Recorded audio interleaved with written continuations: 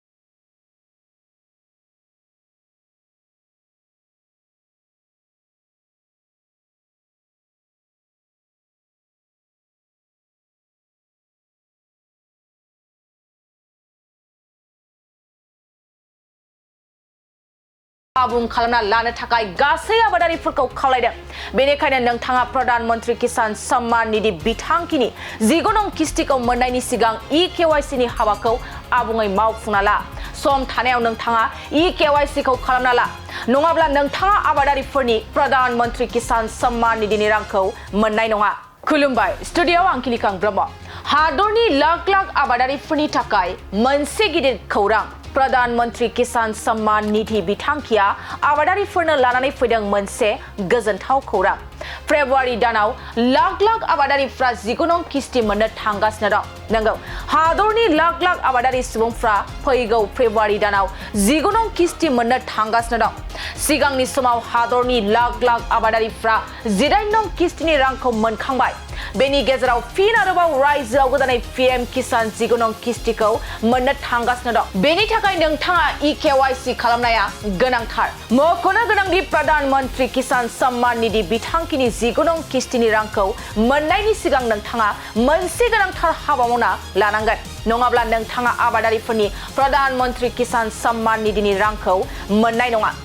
थारैनो फैबाय थानाय 19 नं किस्तिनि रांखौ मोननो थाखाय नोंथाङा EKYC खालामनाया गोनांथार आरो नोंथाङा न'आव थानानै pmkisan.gov.in आव थांनानै अनलाइन EKYC खौ खालामना लानो हागोन लोगोसे नोंथाङा CSC सेन्टाराव थांनानैबो बे EKYC खौ खालामनो हागोन सरकारा बे EKYC खौ आबुं खालामना लानो थाखाय गासै आबादारिफोरखौ खावलायदों बेनिखायनो नोंथाङा प्रधानमंत्री किसान सम्मान निधि बिथांखिनि 19 नं किस्तिखौ मोननायनि सिगां EKYC नि हाबाखौ आबुङै मावफुंना ला सम थानायाव नोंथाङा EKYC खौ खालामना ला नङाब्ला नोंथाङा आबादारिफोरनि प्रधानमंत्री किसान सम्मान निधिनि रांखौ मोननाय नङा मोनसे गोजोनथाव खौरां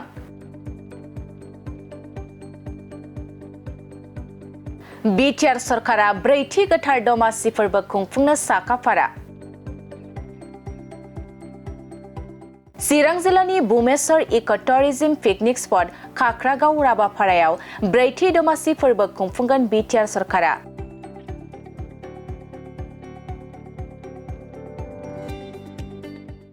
जानुवारि दाननि फैगौ 19 आरो 20 खालारखालि साननैनि मेहेरगोनां हाबाफारिजों ब्रैथि गोथार मागो दमासि फोरबो खुंफुंनो साखाफारा बिटिआर सरकारा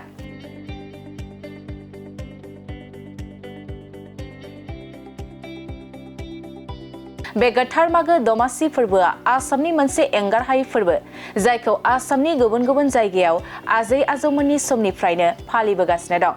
थिग बेबायदिनो गोथार मागो दमासि फोरबोजों लोब्बा लाखिनानै चिरां जिल्लायाव बिटिआर सरकारा ब्रैथि गोथार दमासि फोरबो खुंफुंनो साखाफारा बे ब्रैथि गोथार मागो दमासि फोरबोनि गिबि सानाव हाबाफारि बायदियै बड' traditional dance Rajbanshi traditional dance Rabha traditional dance आरो कालचारेल प्रग्रामबो थागोन